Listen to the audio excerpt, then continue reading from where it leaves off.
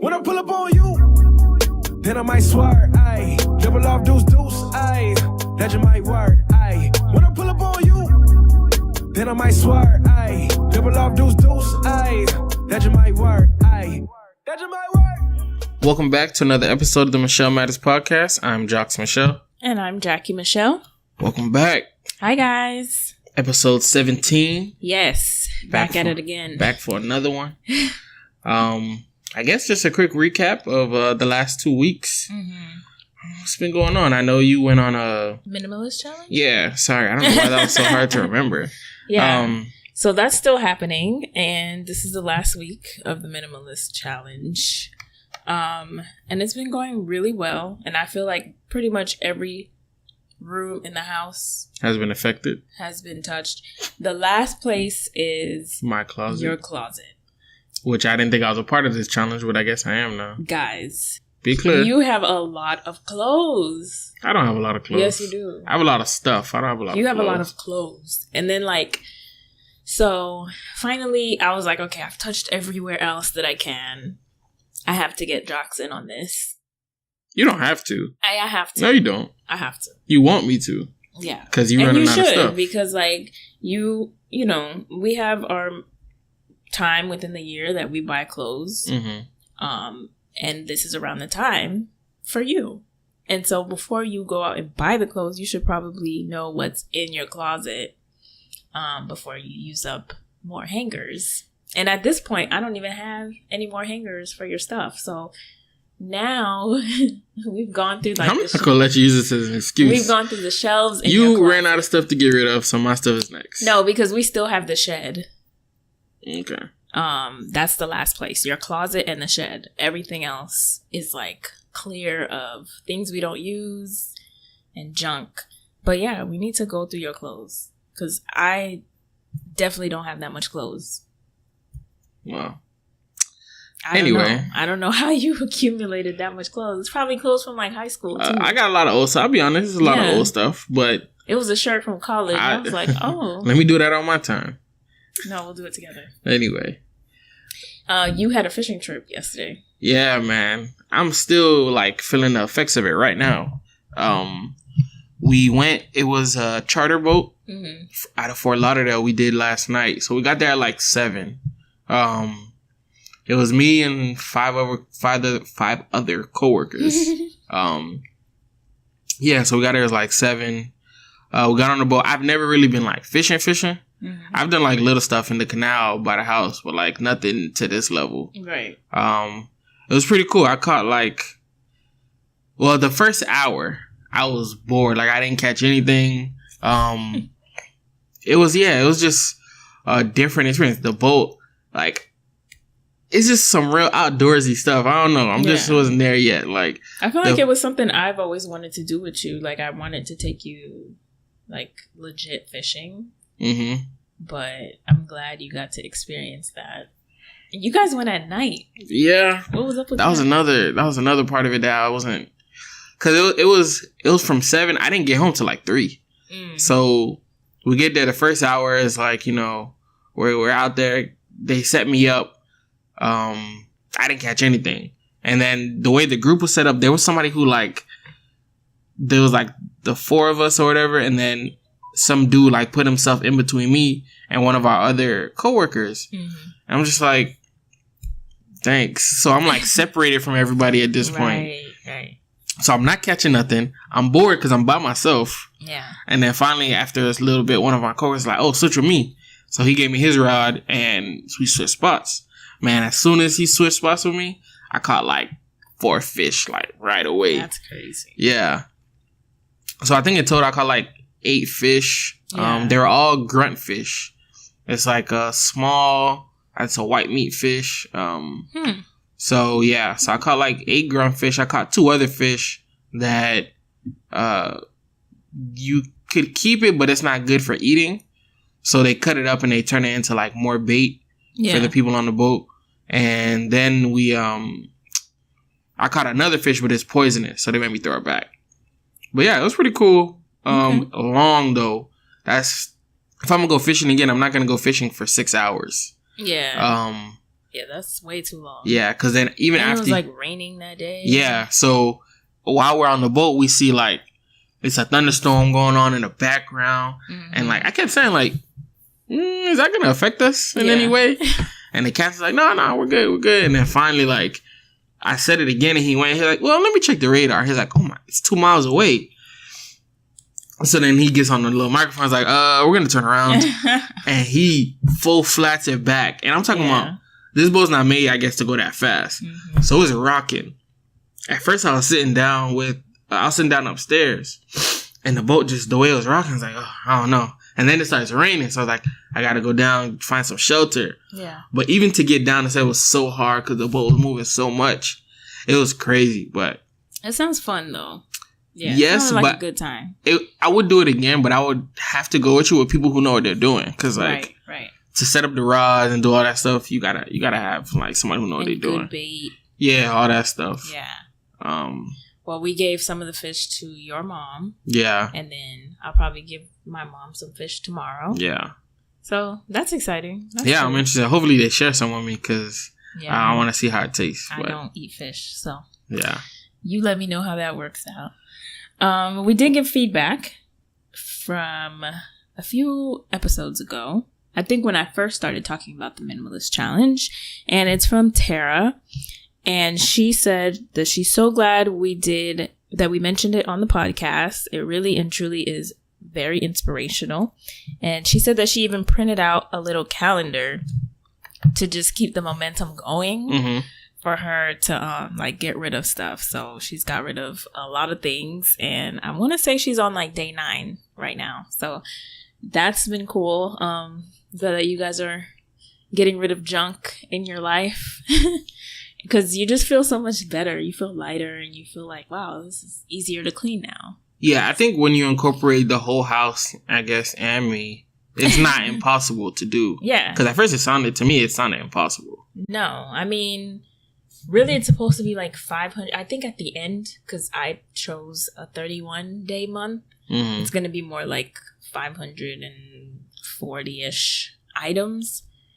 And I mean, even looking around, I'm like, wow, I could really get rid of even more stuff, but that would really be me letting go of things that we actually like. Yeah. And so I'm not going to do that.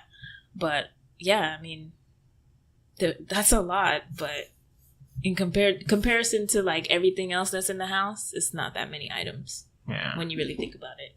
Yeah. So yeah. You guys just remember to subscribe and rate us on iTunes. You can send us your comments on SoundCloud or on the gram, just like Tara did, at Jackie I Michelle, and on Twitter at Coach_JOX. Today's podcast is brought to you by Audible. You can get a free audiobook download and 30-day free trial at www.audibletrial.com/Michel Matters. I'm currently listening to The Compound Effect by Darren Hardy. It's a book on how the little decisions of your life can compound into the greater changes, whether good or bad. It's a great book, great read. You can get your free audiobook download today at www.audibletrial.com/Michel Matters. So today's Michel Matter is about marital roles and I guess submission as well. And I know submission is a cringy word for a lot of people.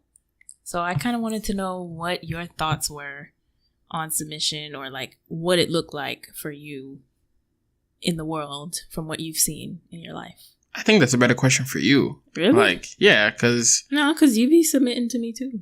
So yeah, I think that's a lost part of that verse. Is how the verse starts. Mm-hmm. It's like husbands and wives submit. For the people who don't know. To each other. Yeah.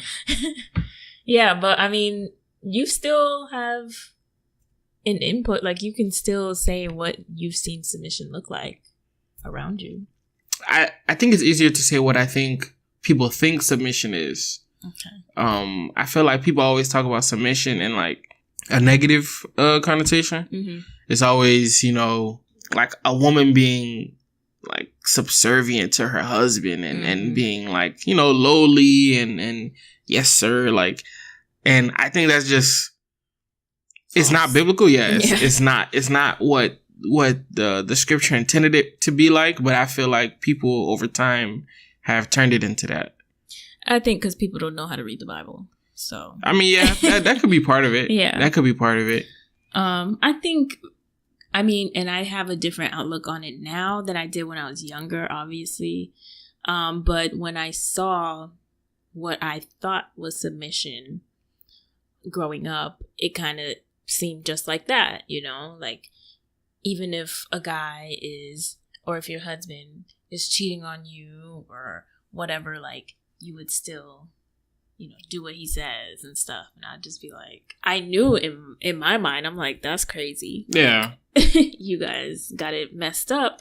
But a lot of people would still stay in those relationships. And I don't know, like the submission was one-sided. And submission for me is obviously both people have to submit to each other. And it's about respect too at the same time. So I think, and to that point, so in this whole process, like, this is something I actually have been, like, thinking about for a while. Like, I'm always thinking about the marital roles, and how that works. Because a lot of times we talk about the submission part of it, but I also think just the men being the leaders of the household, that's another marital role that we don't talk about enough. But we'll get into that too. But just based on what we just talked about, I was actually listening to, I don't know if it's a sermon, but it was like a quick cut up of this thing John Piper did. He's a pastor that a lot of people watch or whatever. And he talks about the 6 things that submission is not. And one of the main things, or one of the points, where submission is not leaving your brain at the altar. So yeah, I feel like a lot of people, when they think about it, they think, you know, I have to not necessarily do it, but like, if I'm his, you know, if I submit to him, then I have to listen to everything he says. Or, you know, what if he leads me in the wrong direction? I mean, you're submitting to your husband, but it's not blindly following him or like, and one of his other main points was your allegiance is first and foremost to God, not to your husband, in the sense, like, if he tells you to do something that's not in the word, then you don't have to do it. Your submission is first to God, then to your husband. Right. So I think it just gets a bad rap, like, over time, just the idea of what submission is like. And I think a large part of it comes down to the man. I think men have caused are a lot to blame for the deterioration of how we look at submission. Why?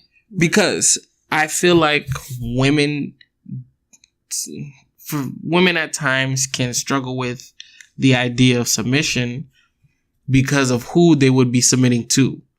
Like, like, they don't want to submit because they don't want to submit to the person that they see, like, because they know that person is not even worth submitting to. Exactly. Like, I had to trust going into, even in some parts of our early relationship, just certain things that we did and, like, boundaries we had on our relationship while dating. I had to trust that you were even someone worth submitting to. Yeah. Like, and I'm sure you had to do the same, you know, because after a while you just kind of get lumped together. Yeah. So if I'm doing something, or if you're doing something that's wrong or whatever, it just looks kind of crazy that I'm going along with it. Yeah. And vice versa. Yeah. And like you said about people not reading the word correctly, a lot of people start at, and just to backtrack too, this is mostly centered around Ephesians 5. And most people start at verse 22, where it talks about wives submit to your own husbands as you do to the Lord. Yeah. But the verse right before it, it says submit to one another out of reverence for Christ. Right. And even beyond that, and I guess like I said, we'll get into it more later. We'll talk about the man's role, and how it's a mutual process. Like, it's not just one way where the woman is submitting to the man. As a man, you have to, there's give and take in anything. Like, you're submitting to your wife as well. But yeah, it's an analogy, I guess, in a way, or not in a way. The way the relationship between a man and his wife, or a husband and his wife, is like an analogy to Christ and the church. Right. Right. And when you look at it, it's not the sacrifice isn't simply for the woman.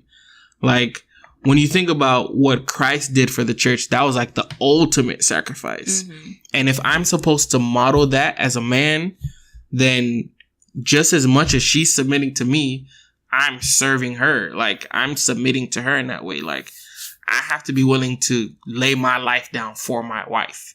Yeah. And everything that encompasses as a whole. Yeah. But yeah, I guess what do you hear typically, like, when, you know, maybe you've talked with your friends or whatever about submission and what that's like? With my friends or just or like anybody? I don't know if you talk about it with your friends. Like, you know, that's not really something that comes up, but even like just, I mean, out in the world, we've already talked about kind of what we've heard, or like, especially like we grew up in or at least I grew up in like the independent woman, like, I can do this by myself, like, I don't need you or whatever kind of environment, because that's just what music was going on, and you know, that's what was going on in music. So that's kind of what I still hear nowadays. Except for like this new generation, I feel like like the younger, you know, city girl type generation, they still have like that independent woman thing, but then they want their man. Yeah, they want to use men for other things. So I don't feel like it's really like a respected type of I don't know the word I'm looking for. Like idea, I guess, or way of life. But most of my friends, we pretty much are on the same page as far as submission goes. Like, I asked because I was actually, I'm not going to say who it was, but today when I was like getting ready for the podcast and I was looking it up and they walked behind me, they're like, submission? Ugh, I hate that word. And then... Today? Yeah, today. Oh yeah, I know what you're talking about. Yeah. Okay. So they're like, oh, submission. I hate that word. Okay, yeah. But that, I think, is because they were looking at it from a faulty lens. Like, if you're looking at something that is, I mean, it's not what it really is, then of course you're going to hate it because you're not really understanding the whole sum of it. I guess for you, when did you start feeling the weight of you brought up like being the head of the household? When did I first start feeling? I think I started feeling it from like the beginning. So beginning of what? Marriage. Like we always talk about in church, like, you know, the man being the head of the household. And I've always had like questions about what exactly does that mean? Yeah. And you still have questions? Yeah, I still have questions, 100%. Because I think it's a work in progress. Yeah. Like, it's one of those things, like, as in marriage, I don't want to say it means different things for different people, because I don't think it means something different. I think it shows up differently in different families. So, True. So I think everywhere, being the head of the household, it encompasses, like, the way I've seen it described is it's having the sense of responsibility as a man to lead, protect, and serve. And there was an emphasis on the phrase sense of responsibility. So I think the main one that I can think of is like, so financially, right? As a man, if your wife makes more than you, does that make you no longer the leader in that area? I don't think so. I think, you know, what if you weren't called to be a doctor? Maybe you were called to be a teacher. Maybe you were called to be something that doesn't pay as much as maybe what your wife was called to be. But if you have that sense of responsibility to provide for your family, then I think that's just as important. if you don't feel that urge, then that would where I think the issue would be. Yeah. Because you're not less of a man because your wife make more to you. Right. That happens. That's happening more and more every day now. Mm-hmm. Like most of our friends. A lot of our friends, yeah. But still, it's as a man, if you still feel that hunger to provide, no matter what field or like career you're going after, you just need to have that sense of responsibility. It should weigh on you constantly, just like it should weigh on you to lead your family in devotion, right? To protect your family, because as far as protecting too, like you can't always be there with your family, but there are certain things you can do. You can make sure your house has an alarm system. If your wife needs to be equipped with maybe mace or whatever, something like what I'm saying, but like doing the things that are necessary and being responsible in those areas. Yeah. And then where it's twofold is that, okay, you mentioned like equipping your wife with mace or whatever, or putting an alarm or a fence or whatever, some type of added security. Your wife has to also let you know like what she's comfortable with. So like you have to submit to that. I feel like you're getting at something, but you're not saying something. So what? Why you cut me a look like that? Because. But it's true. Am I wrong? No. So what my wife is talking about is you opening up a can. Hey, that's fine. So we've had discussions about me. We won't go too deep into it, but having some form of concealed weapon or a weapon in the house. So it's a lot going on into that. Like, is my wife comfortable with having a gun in the house? Am I comfortable with, having to use it?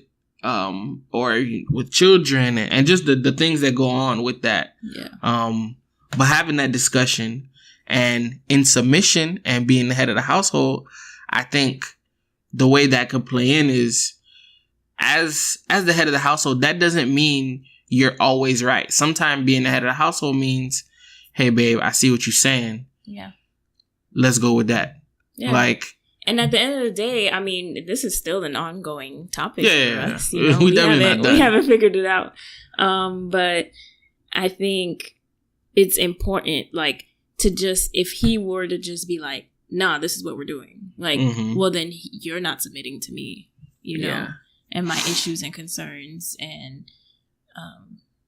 I have to feel comfortable with whatever it is that we're doing. It's not just like, oh yeah, I'm the man, so this is what I want and this is what we're doing. Like, no, that's not how it works. At least in our marriage, that's not how it works. So one of the things that I've been stressing in my life recently, or more recently, I think I've always kind of thought about it, but it's like, if I want Jackie to submit to me, then I need to be someone that's worthy of being submitted to.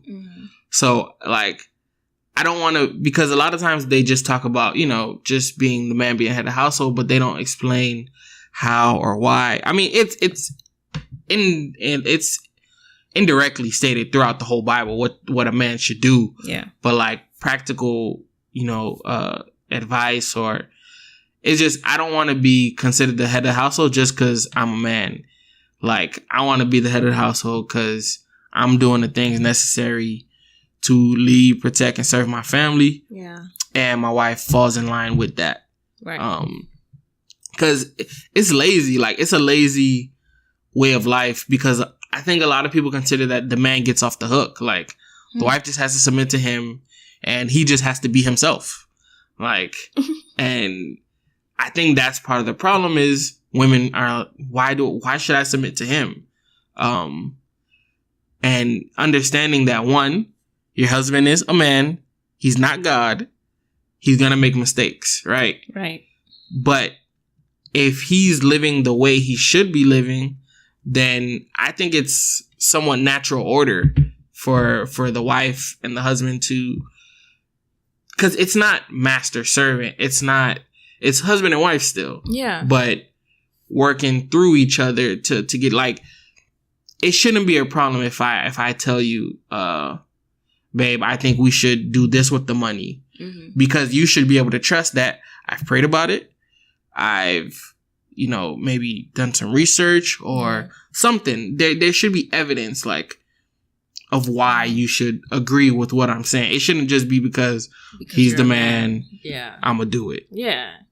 And that goes back to you saying, like, you shouldn't leave your brain at the altar. Like, mm-hmm. I have opinions. I have made educated decisions. And in the long run, like, sometimes we go with what I suggest. And sometimes we go with what you suggest. And, thankfully, it's worked out so far. But and that's another part of being the leader, is understanding where your strengths are, where your weaknesses are, and hopefully your wife fills in the gap in those areas. Yeah. And y'all can go with that. Like, so I guess maybe we should talk about like roles too in our marriage. Yeah, I think that was but a big part of it. In our house, like mm-hmm.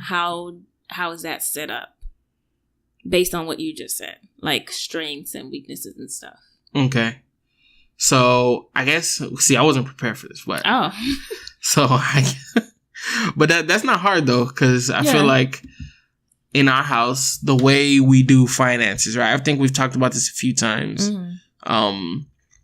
Jackie is like the financial manager of our house. Yeah. The funds come in. Jackie has her Excel spreadsheet. It's detailed, but it's a joint decision. Yeah. She manages it, but it's something we both discuss. Exactly. We both work on. Because there are some random times where you'll just be like, I kind of want to take this money and invest it here. Or I want to do this and flip this or whatever it is. Mm-hmm. And then we just include that, or we make a way for that to be in the budget.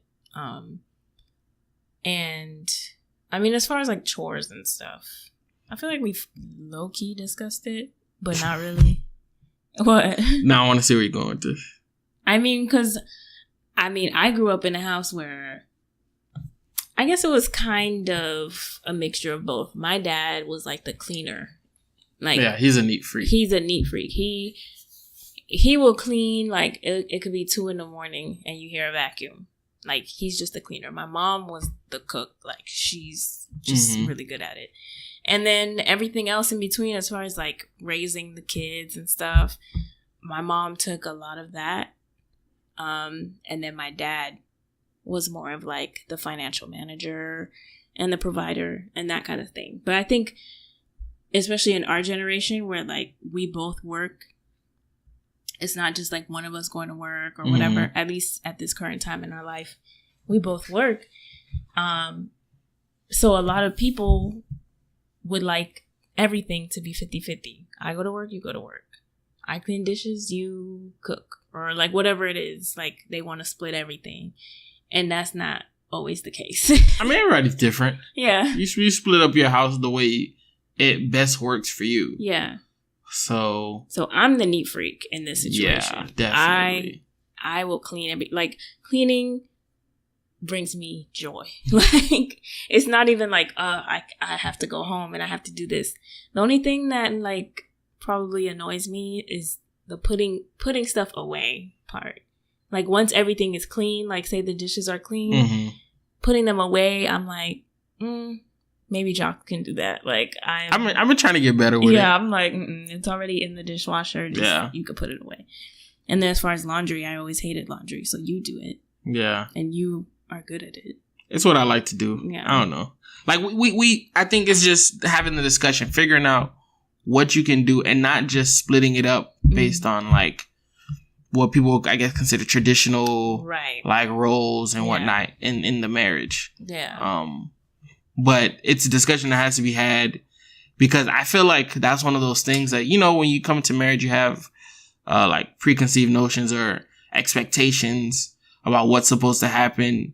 Mm-hmm. If you don't talk about those before and we did talk about it before. Yeah. But then it didn't really work out the way that we talked about it. No, it didn't. It just worked out a different way. And there was a lot of like kinks and things we had to figure out in the meantime. Yeah. But like even little things like, okay, Jock's cut grass pretty much his whole life. So you were cutting grass for a long time. And then I think one day I was just like, I want to cut the grass. Like, no, you know how it happened? We had like not an argument, but it was like basically like, I could do what you do. It's not that hard. And you were like, I can do what you do. It's not that hard. Yeah, that's when the problems start coming up. So I was like, okay, I'm going to cut the grass. And I said I was going to mop. Or something like that. Something. I don't know. Something like that. Currently we take turns mopping. Yeah. So we mop like every other week and we just switch. But at that time, I think I got home at like 5 or something like that. And you were in the gym or at practice. So I was like, okay, he's not going to be home until like 8. I have time to cut the grass. And I did it. You know, the front was looking good, even and all that. And then I got to the back. And then it just stopped working. And I was like, what is happening right now? And it was getting darker. And yeah, and we don't have a lawnmower anymore because I broke it. And so that is not my strength, obviously. And then after some time, Josh was just kind of like overdoing it. Yeah. So, and I just saw that he didn't really have time to do it. So that's one of those things that we just outsource. Yeah. But I clearly don't have that talent. So I knew that after that was not my place. So I think it's also knowing like what you're good at. Yeah. And also, especially, I speak for the men, I guess, in that situation. At the same time, there's certain things where even if you're not good at it, you shouldn't just stay there. That's true. So it's not for everything, like, but there are some big key areas. So one of the areas that I want to be a better leader at is like in our biblical aspect. So just little things like, and this is one of those things, I guess, from the beginning. What does this mean to be the leader of your household? Does that mean I have to have a devotion with you every night? Or, you know what I'm saying? Like, or like, how does that work? Am I not the leader anymore because we don't do that? Or, you know, am I not doing it right? It's just finding a balance. So I think just little things. So we've started being very committed to serious prayer time in the morning. Yeah. As a part of your morning routine. Yeah, but I consider that our morning routine at this point now. Yeah. At least that aspect of it. Because I started to get one going. Yeah. But I haven't stuck to it. Oh, I've been trashing my morning routine this past week. Because so now we wake up at 4:30. 4:40. 4:40. It feels like 3 o'clock. 4:40 and we pray together. Because there's just a lot to pray for. Like, yeah. Honestly. There's a lot going on in our life, our friends' lives. Yeah. And I think it's a good habit that we can add. Mm-hmm. So we do that. And then that's when we're done, he goes into his morning routine. And I should go into mine, but typically I just go back to sleep. Yeah. Because I have time. So, yeah. And I think it's just great that you started implementing that, because by the end of the day, you're just so tired. And I'm like, yeah. I think it was it one day this week where I just got home and I just laid in the bed and I just knocked out. It was Thursday or Friday. We were probably going to have dinner or something. Oh, I can tell you exactly what happened. So I was waiting for you to come home. And then you got there. And I was like, oh, okay, I was waiting for you to eat dinner. You're like, okay. And then you left. I figured you were going to go get dinner ready. I'm like, it's like an hour past. I'm like, I went to the room. You thought I was going to get. I thought you had just got home. I thought you were going to like put your stuff down or whatever. And then I'm coming in the room and you knocked out. It's like an hour. And I was like, dang, it's taking a long time. Yeah. I was like, okay. So then I think I brought you like some tea and like I told you to like, just go to bed. Yeah. Like, this ain't it. Yeah. So yeah. Yeah. So I don't even know why I brought that up. Yeah, I don't either. But anyway, I wanted to just go ahead and switch gears. Yeah, no, I'm glad you started doing that. Yeah. And leading that prayer time. So one of the things that has been like another point of emphasis for me. So I was listening to, I can't remember what it was from. I want to say it was another John Piper video or sermon. And he talked about, as the leader of the household, saying let's more, being the initiator. So it's one of the like key points is who in your marriage is saying let's the most. So it's like, let's start going to church on time.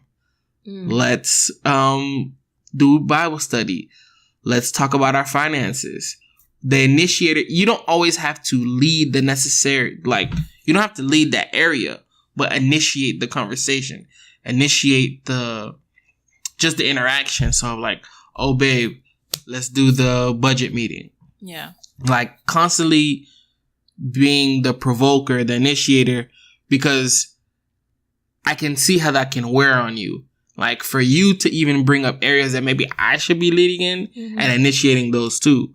So like I should be more. Yeah, it's a lot. Yeah, assertive in initiating. So even just like how we started the podcast today, you didn't even know, but we were talking like, okay, so where are we going to record today? And then I was like, I don't know. Let's just set up in the kitchen. And then I was like, I said, just set up in the kitchen. And then I backtracked and I was like, let's set up in the kitchen. Like, just so I could start building a habit. Like now that it's on my mind and I think about it, I just want it to become more in practice and really like being assertive and, what's the word? It's like intentional in the way that we do these things. Yeah. And I think that's big. Like, I don't think people just wake up knowing how to do this stuff, or like marriage, you learn day by day. You don't have it all together. You're not going to have it all day one, but like constantly trying to work on it and develop it. Like I want to develop my leadership in the marriage skills. Like I feel like I'm a leader in so many other areas, but at home, I could be better, and just knowing where I lack and trying to build. Like I'm reading this book now, The Kingdom Man, and it's big on like a lot of these things. And I think it's also like activated me in the way I like approach things. Yeah. So like constantly reading a good book, which you can get on Audible, right now. You like how I slipped that in there? Shameless. But yeah. So just things like that, and being a leader in all aspects, but also knowing how to like delegate to you. Right. So that I think that's huge. And there are some times where because of course we've mentioned that like if I'm feeling a certain way, it could set the tone for the house. So if I feel overwhelmed in an area, I could just be like, yo, you just need to let you do this or whatever, because I mean, there are those days, like I feel like right now there's a good balance as far as that goes, as far as like home life.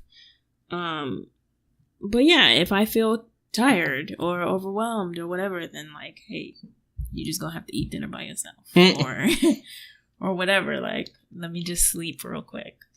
But I was gonna say, at the marriage retreat that we went to, they kept saying a lot, and I think they still say it today, but the pastors were like, submission means to get under the mission of something.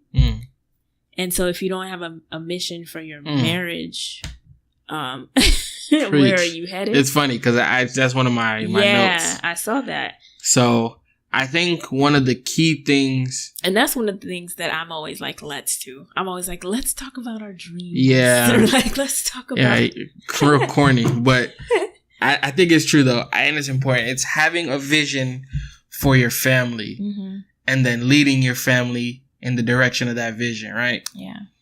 But it's hard to lead if you don't have an end goal, if you don't have something to lead. Like, you should have something that you're aiming for. Yeah. And I think making that clear and doing, because it's easy for your wife to submit to, okay, so say your goal is to be, like, one of our goals is to be debt free, right? That's a clear vision for our family. You talking about us? Yeah. Oh. Like, that's one mortgage of our... free. You know what I mean. We debt free, technically. Okay. I'm not trying to stunt. So one of our goals is to be completely debt free. Yeah. And my wife knows that. I know that because we talk about it so much. Mm-hmm.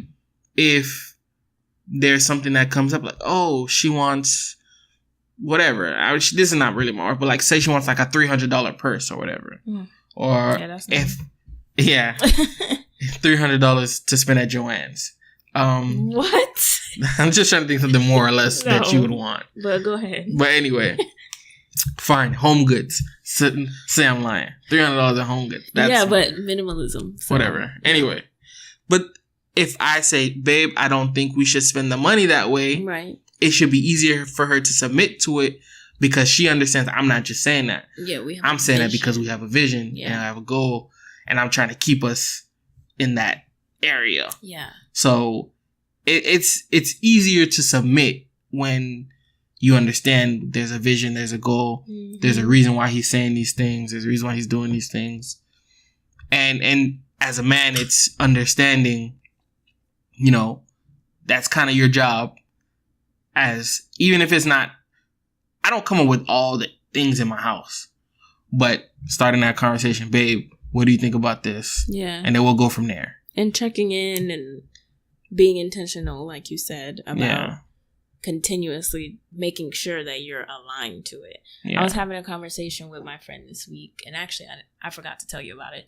But I was asking her like what, because you know, right now everybody has their job, their side hustle, the things that they want to accomplish in life or whatever, and it's sometimes it's a lot to get to something. And so I asked her, I was like, what is the hustle for?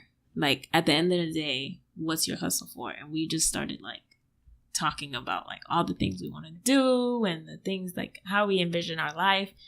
And it was a good reminder that like, yeah, like all of this hard work is for something, you know? Because if you're just aimlessly like, okay, day by day, yeah, we're married and we're cute and we're posting cool pictures or whatever, like, okay, that's cool for like a day. What does the rest of your marriage look like? Like, what is the point? Why did God bring you together? You know? So I think that's important. Like what you said. But yeah. So yeah, having the vision is key. Yeah. But I don't remember if we spoke about this on the podcast or not. You can stop me if I did. But you read to me, maybe it was a conversation about women submitting to their boyfriend. Oh. Did we? I think it was a listener question or something. It was a listener question? Something like that. Okay. But yeah, I think that's also an area where it could get tricky with like understanding and properly submitting. Because a lot of times people are in relationships with people they probably shouldn't be with. Or like you're not supposed to. I wouldn't submit to a boyfriend. Just saying. But I think a lot of times when people think of the concept, though, they think of maybe the person that they're with, not with the person they should be with. You know what I'm saying? Like, but even so, as a boyfriend, I'm not submitting to you. Like, in that way, yes, we have to set up whatever it is that we both agree to, and we submit to that. Mm-hmm. But I'm not submitting to you because you're still like an individual. We're not. Yeah, I guess what I was really trying to say is like people have an issue. Well, people more so. It's women. They view like, okay, I'm not gonna submit to a man that would this and that. But I feel like the person they're describing is not someone they should marry. They should be with that all. Like, if you're worried that the person you're gonna submit to is going to lead you down the wrong path, why would you marry this person? Why are you with? You know what I'm saying? Like, you have to constantly understand what submission is. Submission is only to be considered under the idea of marriage. Mm-hmm. And when you think of it in that realm, like, it's a lot easier to digest or to understand or to follow when you think about what you're doing it for, who you're doing it with. Like, it's not as crazy as maybe people try to make it sound. Yeah. So it's just the focus necessary to like properly understand what submission is. Mm-hmm. Because if you come into it with those negative stereotypes, then it's just going to be impossible to follow. Yeah. But back to like the man being the head, right? Why are you looking like that? Because that means it's my turn.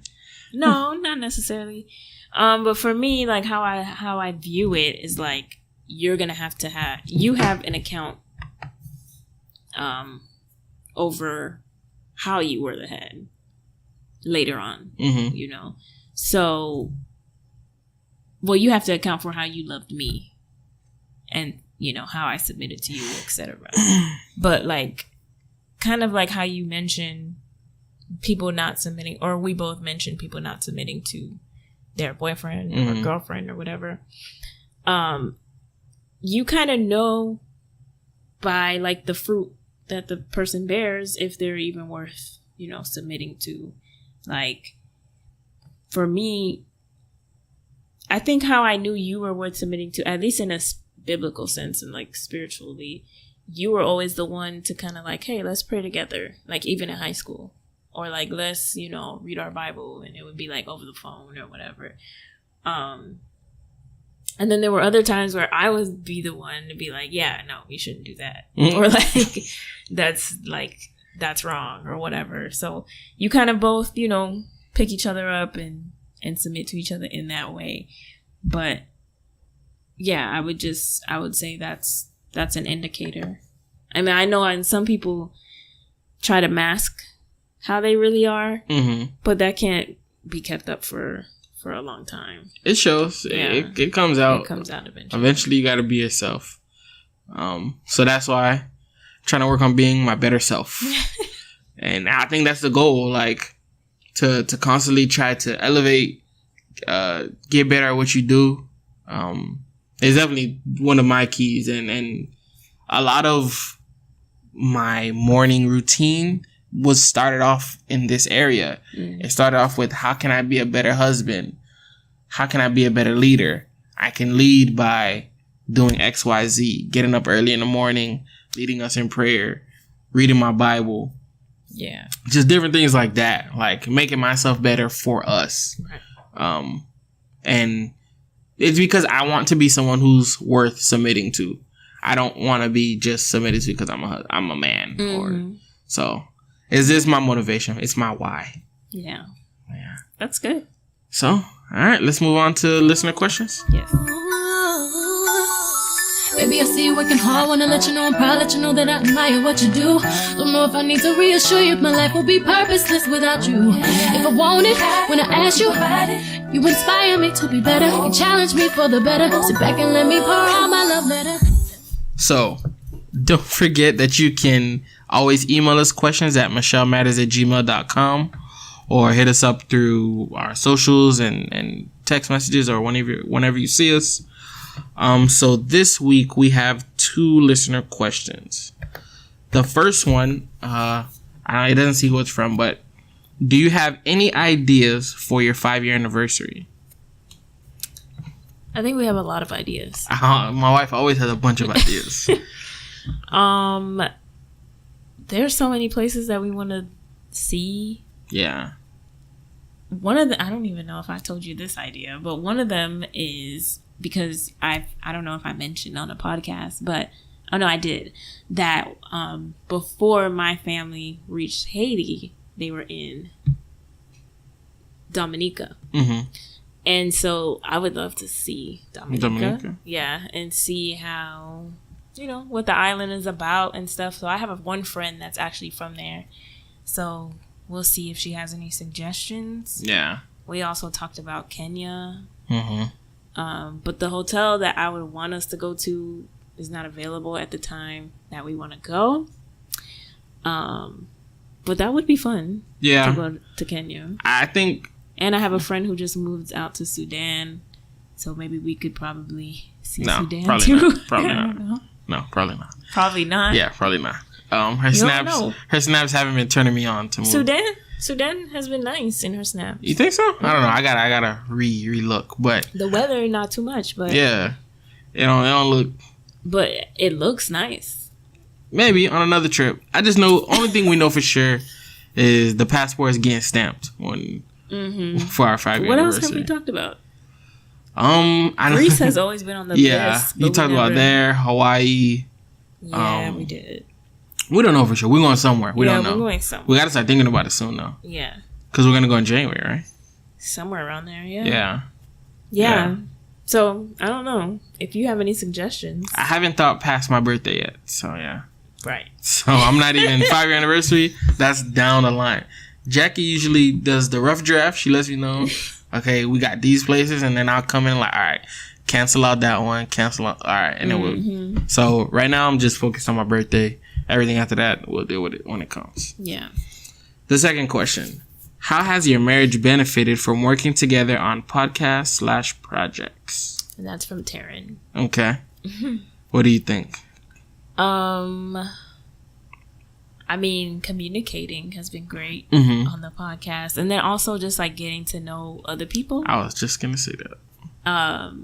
Because we have a nice little series possibility that's coming up. We'll see. Yeah. I don't like the series idea. You but don't like the series? No. But she over here having inside jokes. We'll see. No inside jokes. But, what do you mean? Because we don't got to tease it in front of them. They don't know what we're talking about. We'll see. But I just like the fact that through this, we've gotten to talk to even people that we know. But like, you get to know people on a different level. Yeah. And I like to hear from other couples how they do things, how they think. And it kind of helps us to just bond with people in that way. Yeah. And even like inviting people to our home. Yeah, that was I kind of like that part of it. Yeah, I don't know. And I think it also, there are some times where like I'll want to do something and Jox is not even really feeling it like that. Like it could be the littlest thing for the podcast. Like I'll be like, oh, you should put this sound effect. And he's like, well, for what? Like, because it breaks up something or it sounds cool or whatever. And he's just not feeling it. So it just makes us kind of work through certain things. And sometimes I'm just like, okay, whatever. Like, just do what you want because you're the one editing it. So, but yeah. And then other times I'm like, no, really, like we really should just put something there. It's bonding, and it's like we talk about. It's time that we know guarantee we're gonna spend together, and these are some things that maybe I've thought about on my own, or Jackie's thought about on her own, and we're putting it together, and like, oh, I didn't even know she was thinking about that, or I didn't know that was how she thought about that. Yeah. Like, because a lot of things that we talk about here, I don't like to talk about during the week. I like to come in, record, and have it organic. Yeah, it just happened. Like, we don't have these conversations ahead of time. So, I don't want it to be, like, fake or phony. Like, this is really, like, we just thought about that and we did it or whatever. So, yeah. A lot of things just kind of come together at the last. Yeah. And it's not even just the projects, too, or the podcast. It's different. I guess you call it projects. Like, we're always doing something here. The Minimalist Challenge. Like, the other day, Jackie came in and we had like a keep or throwaway, like, she called it a game. It wasn't a game, but because he was trying to be serious, looking at, because like it's voting time, so he was looking up candidates and stuff because we were gonna go vote. But I was like, we did go vote. We didn't talk about that. We did go vote. Y'all go vote, and we were just y'all go vote. Yeah, please. It's a crazy time in America, but he was sitting on the couch and I was like, this is the perfect opportunity to go through his shelf in the closet and see what he wants to keep and what he wants, to throw out. And yeah, just stuff like that. Like I could tell he was really uncomfortable. Like there was something about that you didn't like. I don't know. I'm not a hoarder, but I don't know why. I just felt weird. You're a clothes hoarder. Okay. What's the next question? That's it. But yeah, I think it has benefited greatly from things like this. Yeah, I can agree. Yeah. So, all right, I think it's on to the business spotlight. Yes. Baby, I'm yours. I wanna cater to you, boy. Let me cater to you, 'cause baby, this is your day. Do anything for my man. Baby, you blow me away. I got your slippers, your dinner, your dessert, and so much more. Anything you want, let me cater to you. So this episode's business spotlight goes to the Makers Collective, and I had the pleasure to, actually it was last minute that I went to this event last weekend, and it was basically a workshop on entrepreneurship and marketing, and they also had other workshops for like blogging and influencers and stuff, but that's definitely not my realm. So the Makers Collective, they are a marketing, branding, production, and events agency here in Miami. And they also throw events for networking. And I learned a lot this past weekend because I have a small business myself, and I'm just like learning different things to grow and also just make my products better, my look better, and all that. I got to hear from the owners of the Salty Donut out in Wynwood, and their story was pretty interesting, and they're a married couple that started the business. I had no idea. But yeah, there were a ton of other speakers, some speakers who are in the 9-to-5 world, some who ventured out on their own, and they had a lot of interesting branding advice, even like website advice.